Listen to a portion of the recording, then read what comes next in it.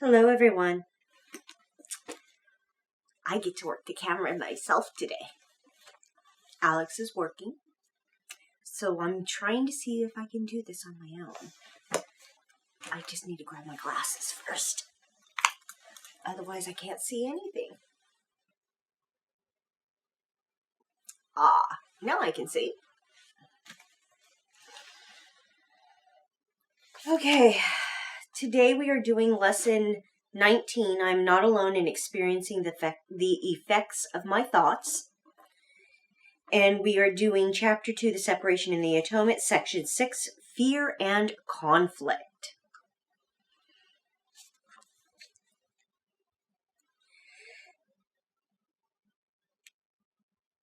Being afraid seems to be involuntary, something beyond your own control. Yet I have said already that only constructive acts should be involuntary. My control can take over everything that does not matter, while my guidance can direct everything that does, if you so choose. Fear cannot be controlled by me, but it can be self-controlled. Fear prevents me from giving you my control. The presence of fear shows that you have raised body thoughts to the level of the mind. This removes them from my control and makes you feel personally responsible for them. This is an obvious confusion of levels. I do not foster level confusion, but you must choose to correct it. You would not excuse insane behavior on your part by saying you could not help it. Why should you condone insane thinking? There is a confusion here that you would do well to look at clearly. You may believe that you are responsible for what you do, but not for what you think. The truth is that you are responsible for what you think because it is only at this level that you can exercise choice. What you do comes from what you think. You cannot separate yourself from the truth by giving autonomy to behavior. This is controlled by me automatically as soon as you place what you think under my guidance. Whenever you are afraid, it is a sure sign that you have allowed your mind to miscreate and have not allowed me to guide it. Interjecting. Here in this second paragraph, it is telling us unequivocally that our thoughts are responsible for the things that we are experiencing. And when we give over everything to Holy Spirit, He then can correct our thoughts, but we have to give them to Him first. We cannot continue on believing as we do and think we're going to be healed from it. It doesn't happen that way. You have to hand over your thoughts to Holy Spirit. In handing them over, He will give you the correction needed. Continuing on. Paragraph 3. It is pointless to believe that controlling the outcome of misthought can result in healing. When you are fearful, you have chosen wrongly. That is why you feel responsible for it. You must change your mind, not your behavior. And this is a matter of willingness. You do not need guidance except at the mind level. Correction belongs only at the level where change is possible. Change does not mean anything at the symptom level, where it cannot work. Interjecting again. Here it's telling you, just like I've been saying, that until you change your thoughts, you don't heal. Until you willingly look at those thoughts and ask for correction, you cannot heal. It's as simple as that. There's no possible way to heal without looking at those thoughts and handing them over to Holy Spirit and asking for the correction. Very clear.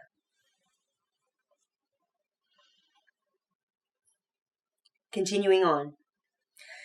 The correction of fear is your responsibility. When you ask for release from fear, you are implying that it is not.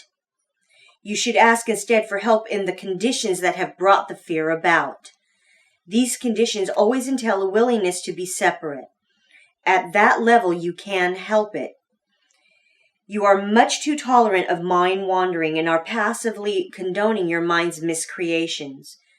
The particular result does not matter, but the fundamental error does. The correction is always the same. Before you choose to do anything, ask me if your choice is in accord with mine. If you are sure that it is, there will be no fear. Interjecting again. Anytime that you have a difficult choice or decision to make, what he is saying here is go to him and ask him for what it is that you need to be doing in that moment. And he will show you what it is that you need to be doing. He will give you clear guidance and direction. If there's any fear coming up, any conflict coming up within you in that moment, that should tell you right there that that's something that you shouldn't be doing, or excuse me, not shouldn't, that you should consider to not do. Simply because if there's conflict there, it's something that you need to look at. Before just arbitrarily doing something, if you feel conflict inside, take it to Holy Spirit. Ask him if it's the right choice and decision. He'll guide you through it, always.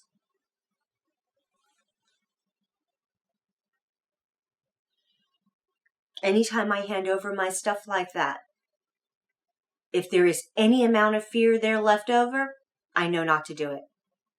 Simple, clear. If there's fear, don't do it. It tells me that I am in my wrong mind and I'm not thinking clearly. Continuing on. 5. Fear is always a sign of strain arising whenever what you want conflicts with what you do. This situation arises in 2 ways. First, you can choose to do conflicting things either simultaneously or successively. This produces conflicted behavior, which is intolerable to you because the part of the mind that wants to do something else is outraged. Second, you can behave as you think you should, but without entirely wanting to do so. This produces consistent behavior, but entails great strain. In both cases, the mind and the behavior are out of accord, resulting in a situation in which you are doing what you do not wholly want to do. This arouses a sense of coercion that usually produces rage, and projection is likely to follow. Whenever there is fear, it is because you have not made up your mind. Your mind is therefore split, and your behavior inevitably becomes erratic. Correcting at the behavioral level can shift the error from the first to the second type, but will not obliterate the fear. Interjecting again. What this is talking about here in this particular paragraph is that all of us come across situations where we're being asked to do something that we really don't feel comfortable doing and we really don't want to do. And yet, because it's our friends and our family, our bosses or our co-workers, we are taking on that peer pressure and doing these things that we do not feel in accord with. It doesn't resonate with us, so it's going completely against what we think, believe, and feel to be true.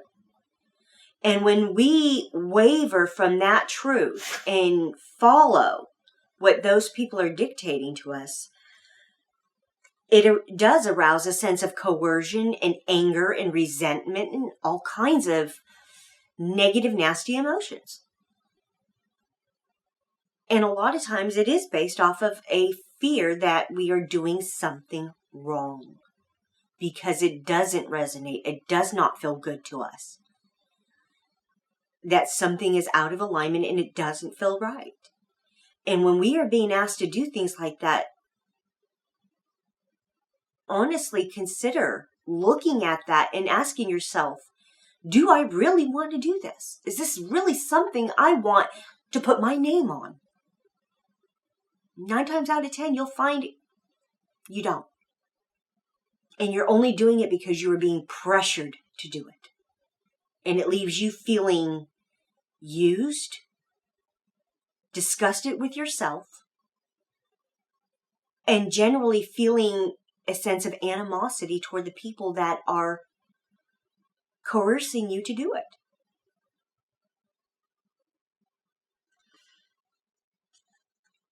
Continuing on.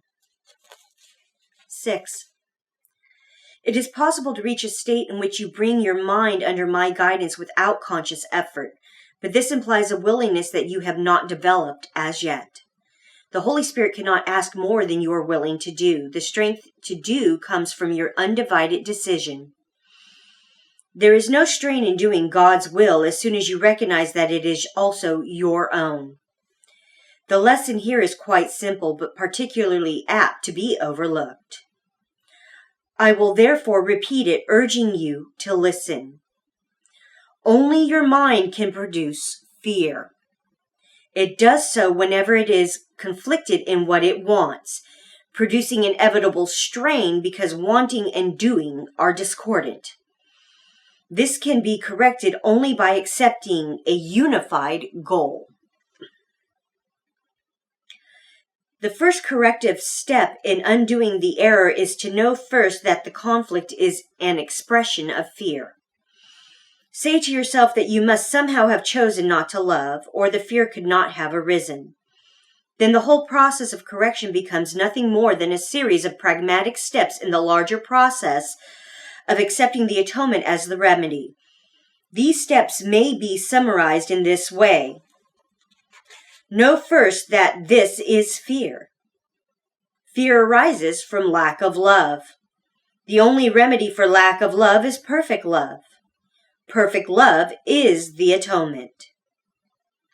I have emphasized that the miracle or the expression of atonement is always a sign of respect from the worthy to the worthy. The recognition of this worth is reestablished by the atonement. It is obvious then that when you are afraid, you have placed yourself in a position where you need atonement. You have done something loveless, having chosen without love. This is precisely the situation for which the atonement was offered. The need for the remedy inspired its establishment. As long as you recognize only the need for the remedy, you will remain fearful. However, as soon as you accept the remedy, you have abolished the fear. This is how true healing occurs. I'm going to interject again here. Part of what he's saying here is that when you have those conflicts and you willingly look at them, those conflicts inside of you, and you willingly look at them and ask Holy Spirit what it is that you're perceiving in that moment, what it is that you're experiencing and feeling, He will then correct that error within you. He will always correct the error within you. It matters not as long as you are willing to look what the item and issue is about. It has no merit or meaning. And a lot of times, folks, what it ends up happening is you are being guided to look at what it is you are defining here. What is your definition of what's happening? What meaning are you placing on it? And when you actively look at that, you can then receive the correction. But you gotta look first. There's no other way around it. You have to look. And as I've said before, I have this thing about pulling it apart bit by bit so I can get a full, comprehensive understanding of what it is I'm doing, why I'm doing it, and how to correct it, and why this correction is needed. Kind of like when I looked at the stuff that my grandmother on my father's side had done to me when I was 10 months old, 10 months old, force feeding me and then kicking me across the room. In those moments, I chose to believe that I had done something wrong, that I must deserve to be treated this way. At 10 months of age, I consciously thought that. And when I looked at that with Holy Spirit and I said, okay, I get it that I'm misperceiving something here. What is it and why was I being treated like that? And in that instant, Holy Spirit showed me the truth, not only of what I did in believing those things about myself, that I had done something wrong and I deserved it, But he also showed me that in those instances that my grandmother had her own judgments about herself and about the situation that had arisen. That my birth created the hell that she was perceiving.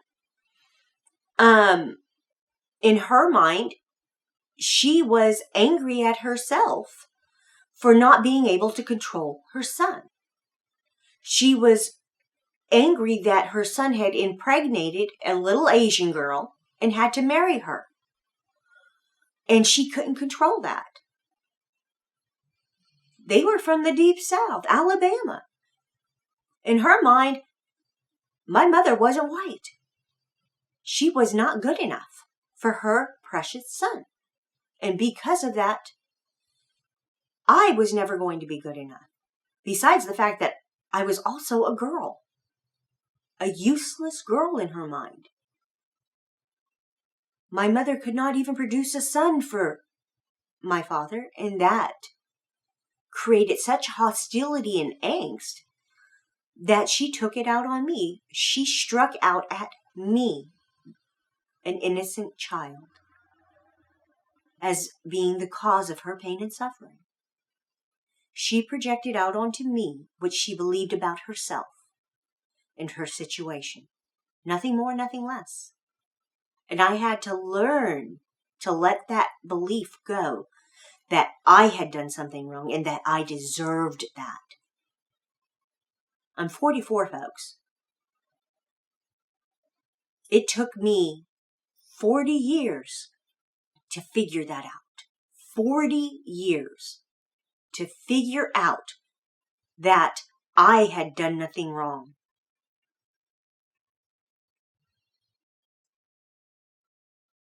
That none of it was my fault.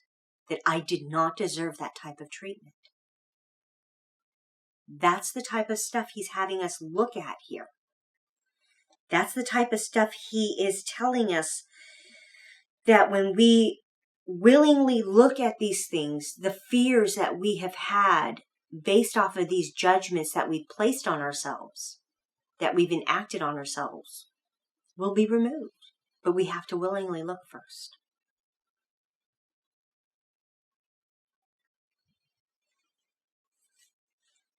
Because when I looked at those things, my diseases started disappearing one after another. No medications, no surgeries. They simply vanished. Continuing. Paragraph 9. Everyone experiences fear. Yet it would take very little right thinking to realize why fear occurs. Few appreciate the real power of the mind, and no one remains fully aware of it all the time. However, if you hope to spare yourself from fear, there are some things you must realize and realize fully. The mind is very powerful and never loses its creative force. It never sleeps. Every instant it is creating. It is hard to recognize that thought and belief combine into a power surge that can literally move mountains. It appears at first glance that to believe such power about yourself is arrogant, but that is not the real reason you do not believe it. You prefer to believe that your thoughts cannot exert real influence because you are actually afraid of them. This may allay awareness of the guilt. This may allay awareness of the guilt, but at the cost of perceiving the mind as impotent. If you believe that what you think is ineffectual, you may cease to be afraid of it, but you are hardly likely to respect it. There are no idle thoughts. All thinking produces form at some level. Interjecting. By the way, that was the last paragraph of this section. All of us experience fear. We're taught to fear. We are taught to feel shame, taught to feel guilt.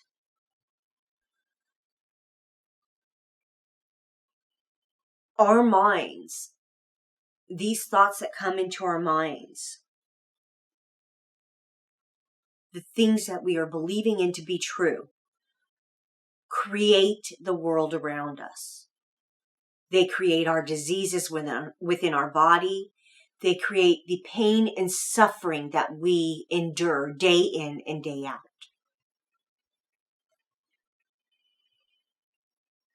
All of these things that we have going through our heads are to be looked at. All of them. The good, the bad, the right, the wrong, the pretty, the ugly.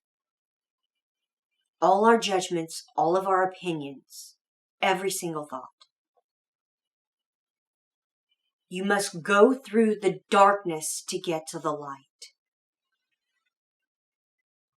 A mental picture that Holy Spirit has given both Alex and myself in the past is, imagine yourself walking into a very dense forest from bright sunlight. As you step into that forest, your eyes have to adjust to that darkness. And as you walk through that darkened forest, it matters not that the sun is shining all around it, outside of it. The more you step into that forest, the deeper you go, the more you start feeling anxiety and fear of the unknown. The more you start experiencing the physical ramifications of those fears. Your mind telling you, turn around, go back. It's safer that way. Don't continue on. Yet, with every step forward you make, looking at those thoughts, you're making your way over to the other side of that darkened forest. And as you get toward that other side of it, you start seeing the light filtering in through those trees. And as you go further and further through that forest, getting closer to that other side, that light gets brighter and brighter and brighter until suddenly you're fully in that light. All those fears, all those judgments, those recriminations were for nothing. They weren't real. And as you step into that light, that dawning understanding will come to you. None of it was real. It was all a lie you were being taught to believe in. And in truth, this is what we have to do. We have to go through that darkness to get to the other side, to the light. The key here is to take each step and willingly place yourself in Holy Spirit's hands. Walk with Him through that forest. Each tree blocking the light is a thought, a belief. And as you walk through that forest, He will shine the light on each one of those trees, on each one of those thoughts and beliefs, to show you the misperceptions and the beliefs you were holding on to and how untrue they are.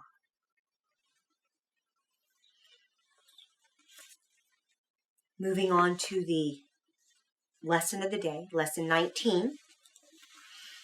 I am not alone in experiencing the effects of my thoughts. The idea for today is obviously the reason why your seeing does not affect you alone. You will notice that at times the ideas related to thinking precede those related to perceiving, while at other times the order is reversed. The reason is that the order does not matter. Thinking and its results are really simultaneous, for cause and effect are never separate.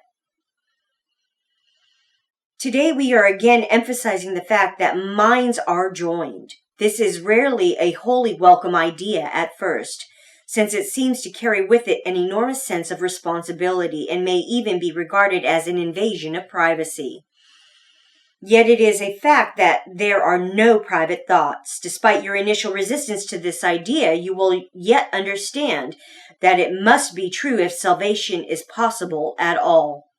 And salvation must be possible because it is the will of God. Interjecting.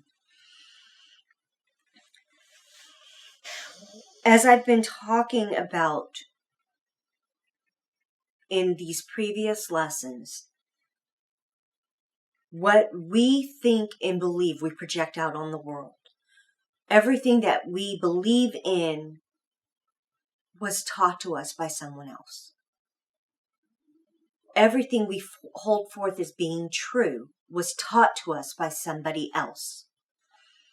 When we are having these thoughts come up in our mind, whether it's fear, shame, guilt, any of it, we project it out there.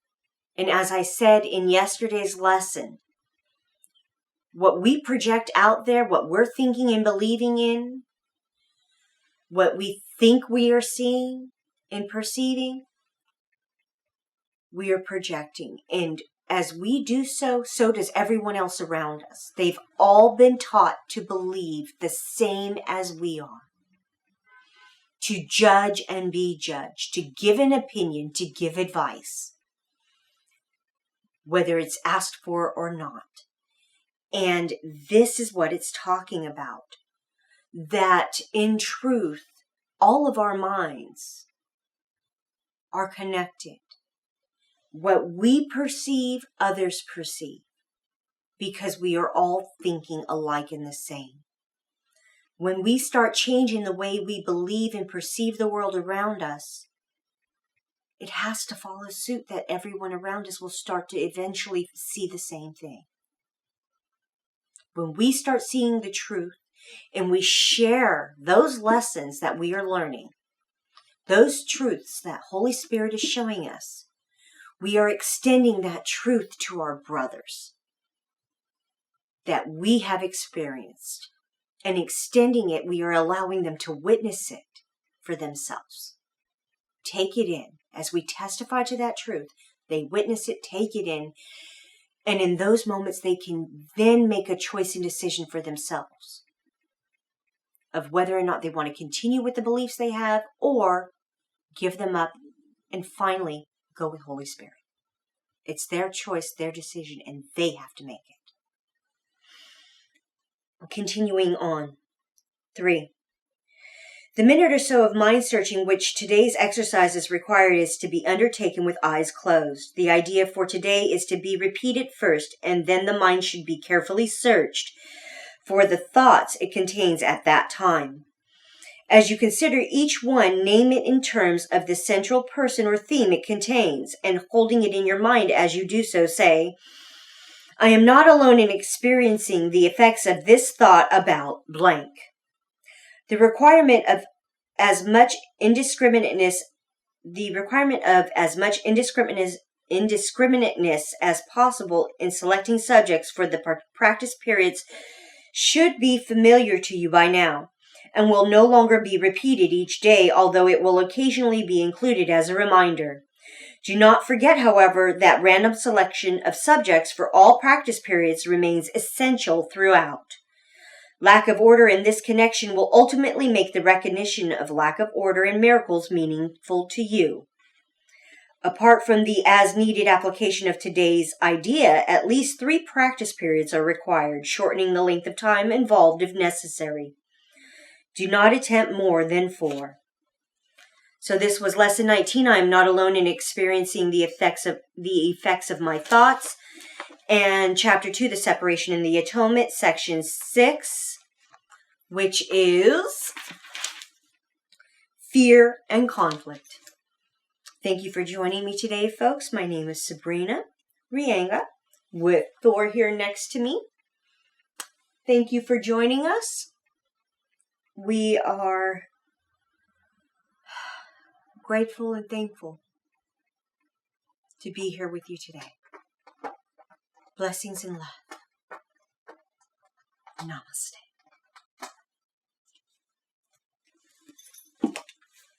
Thank you for joining me, folks. Have a wonderful day. Peace and love. I love you.